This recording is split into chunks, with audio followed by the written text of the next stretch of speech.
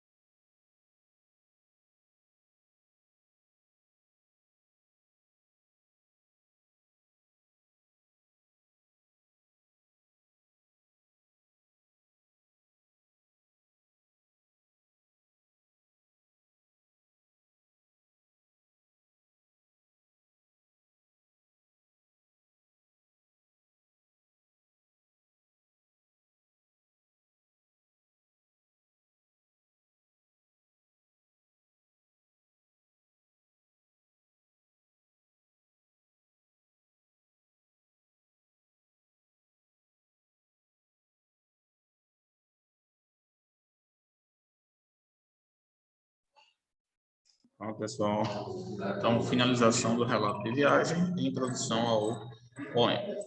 Eu vou compartilhar com vocês aqui na minha tela para a gente responder as questões propostas. Bom? Pronto. Primeiro quesito. Logo no início do relato, Euclides da Cunha anuncia o que ficará de fora do relato. Que informações são essas? Lembrando, pessoal, que aqui, para adiantar, para a gente não perder muito tempo, eu já vou expor as respostas para vocês, considerando que vocês já devem ter realizado essas atividades em casa. Então, eu vou mostrar a resolução das atividades aqui para vocês, para que a gente possa dar continuidade, tá bom? O que ficará de fora são informações sobre acontecimentos que lhe causaram mal-estar. Segundo, por outro lado, qual foi o foco do relato? O foco recaiu na descrição das belezas naturais do cenário da viagem, a partir do navio. Terceiro, há uma forte referência a um evento histórico específico. Que evento é esse? E qual é o período histórico em que se insere o relato? O evento é a Guerra de Canudos e o período é a implantação da República do Brasil. Como Euclides da Cunha, no relato, se posiciona em relação ao evento histórico? Questão 3. Qual era seu posicionamento político? Euclides da Cunha era contra os seguidores de Antônio Conselheiro, que se rebelavam contra o governo, e era republicano, ou seja, ele era a favor da República. Quinto, tendo em vista o posicionamento político do autor, qual é o efeito da descrição que ele faz da natureza ao longo da viagem? Ou seja, como é que ele descreve, né, a natureza ao longo da viagem? Ele descreve de exaltação das belezas naturais da costa brasileira, que geram um sentimento patriótico.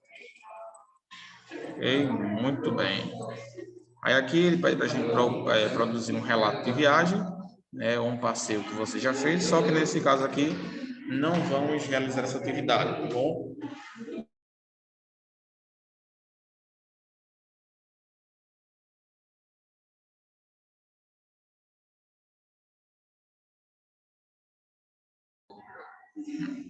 Vamos deixar para uma outra ocasião, tá bom? Pronto. E aqui iniciamos agora o poema, tá bom? Esse gênero, sim, pessoal, a gente vai estudar com um pouco mais de exatidão e analisando um pouco mais a sua estrutura interna. E vamos fazer aí algumas comparações do poema com outros gêneros textuais. Por ser um gênero textual, pessoal, que é muito conhecido, ele possui características aí que a gente já conhece, né? A gente tem, além do poema, a gente tem também as poesias. E essas poesias, a gente vê aí que são também apresentam rimas, tá bom? Vamos fazer a leitura aqui e entender um pouco mais sobre o poema, tá bom? A procura do poema. Os textos comuns, não poéticos, combinam as palavras de maneira a vincular ideias. Os textos literários igualmente combinam palavras, mas essa combinação é de um modo especial, em que outros elementos, além do significado das palavras, são selecionados e combinados para a construção do efeito poético, como os sons. A partir dessa construção especial, no poema, existe uma certa plasticidade de sentidos, em que coexistem diferentes, mas não contraditórias, interpretações, deixando a cargo do interlocutor, o ouvinte ou leitor, a construção única e pessoal de sentido, ou seja, o sentido ele é subjetivo. Subjetivo, que quer dizer que cada leitor ou interlocutor tem o direito de realizar uma interpretação específica acerca do poema, acerca do que foi exposto, tá bom? Aí a gente diz que o poema ele é subjetivo. Muito bem. Deixando a cargo do interlocutor a construção de pessoal do sentido, fruto de experiência linguística e da vida dele. Daí a plurissignificação do poema. Os poemas são textos que fazem parte da tradição literária. Dessa maneira, são uma forma artística de veicular percepções culturais e visões de mundo, e por isso mudam temática e esteticamente ao longo do tempo. Temática e esteticamente ao longo do tempo. As várias escolas literárias e em diferentes espaços. Poema versus poesia. Muita gente não sabe, mas existe sim uma diferença entre um poema e uma poesia. Eles não são tecnicamente a mesma coisa.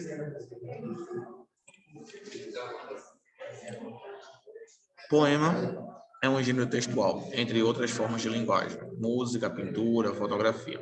Para a expressão da poesia, esta é um estado de espírito, uma forma diferenciada de enxergar o mundo em volta, de maneira sensível e emotiva.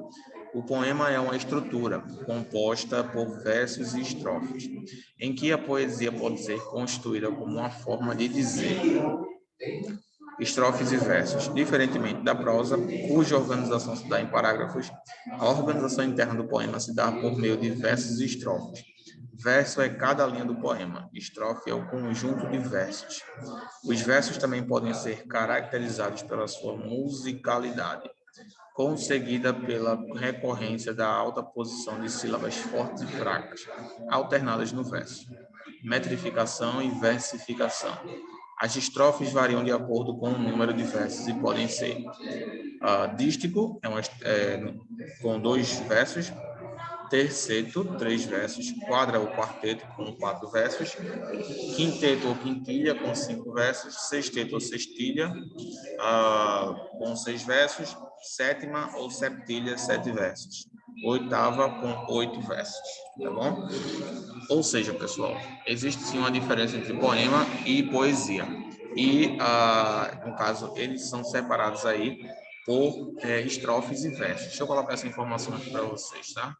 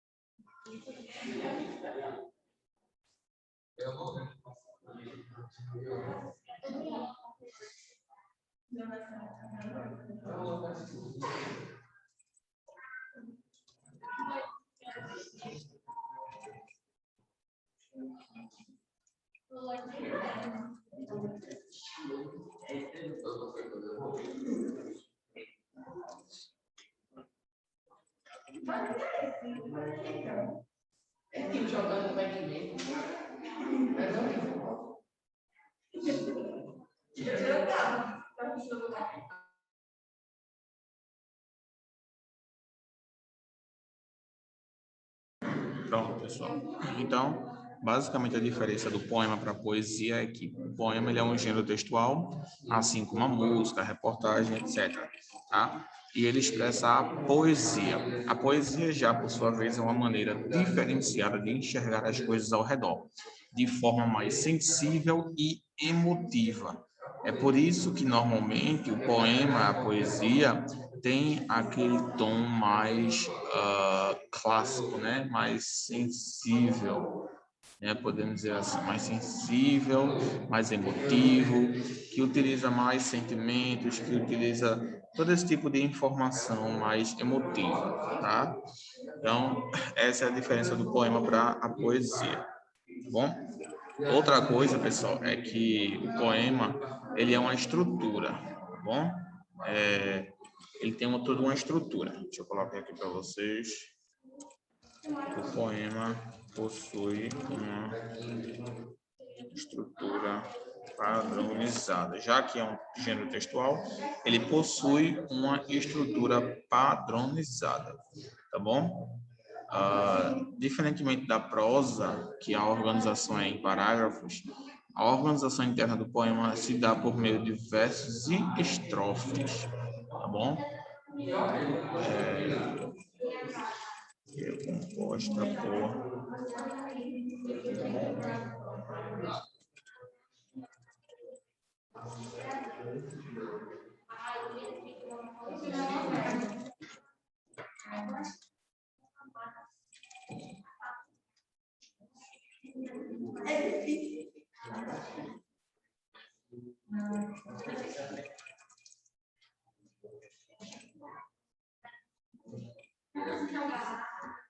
Pronto.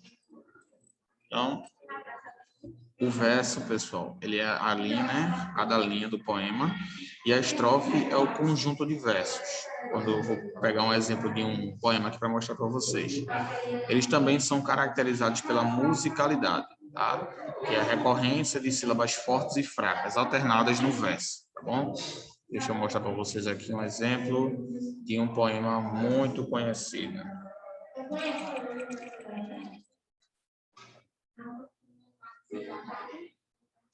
De Gonçalves Dias. Quem é que não conhece, né?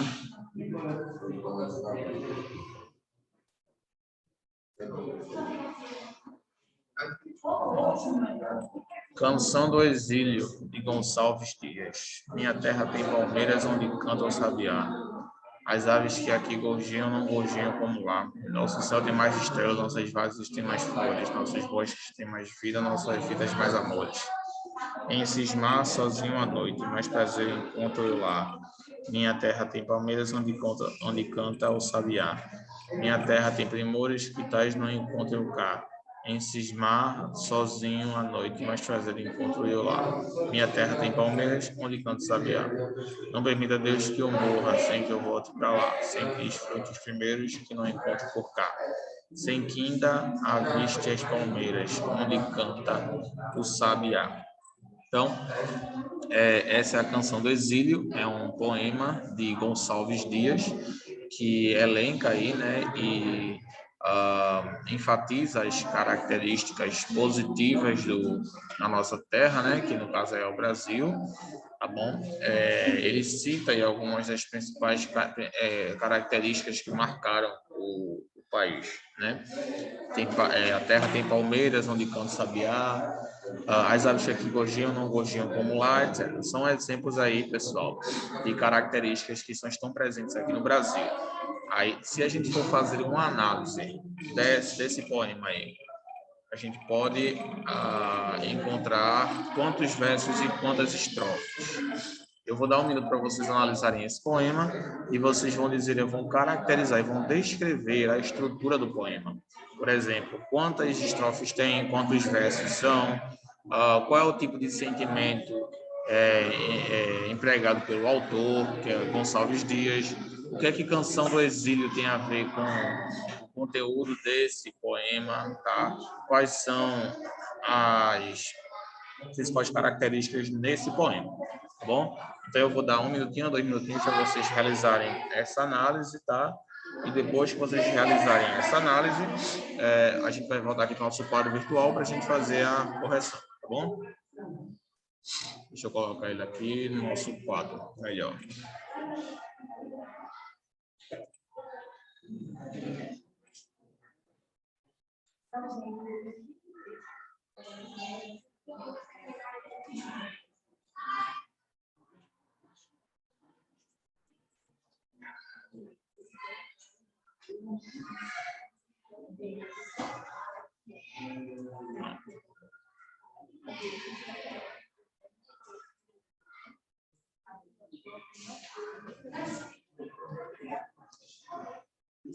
Pronto, 2 minutos para vocês fazerem a análise.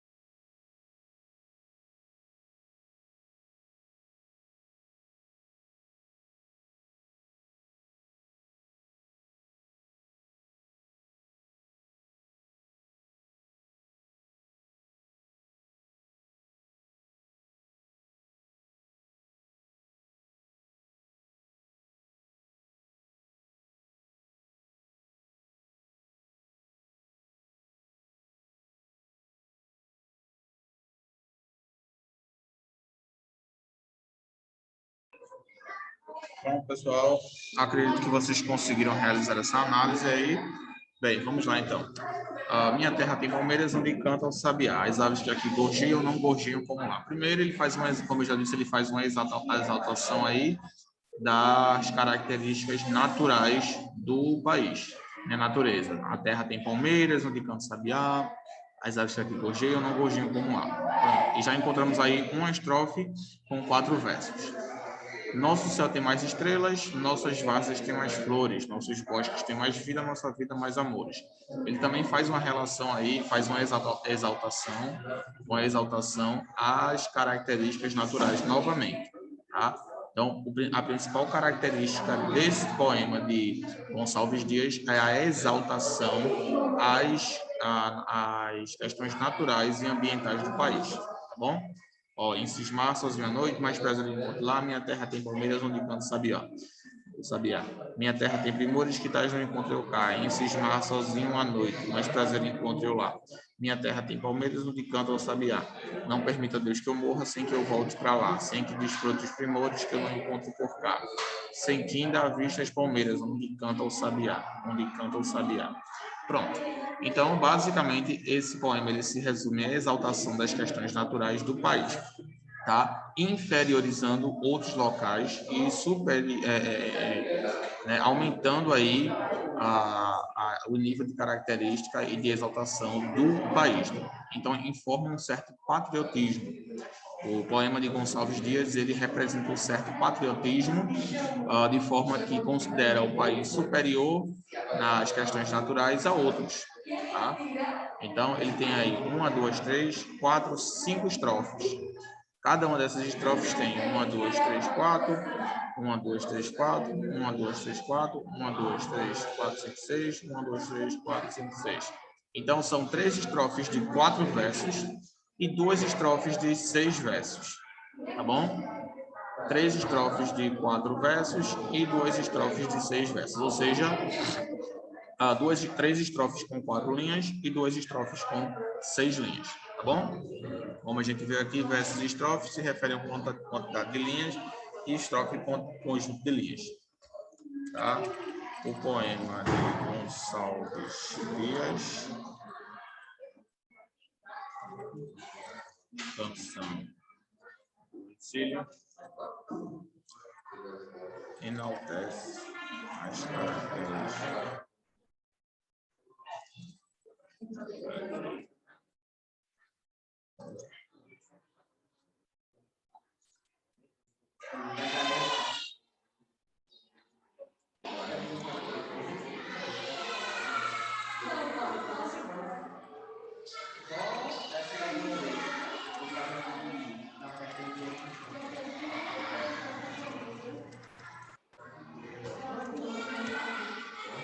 Ok, pessoal? Pronto. Então, essa foi a nossa introdução ao poema. Na próxima aula vamos falar mais sobre essa questão da divisão da estrutura, tá bom? Eu espero que vocês tenham entendido, eu acho que vocês conseguiram entender.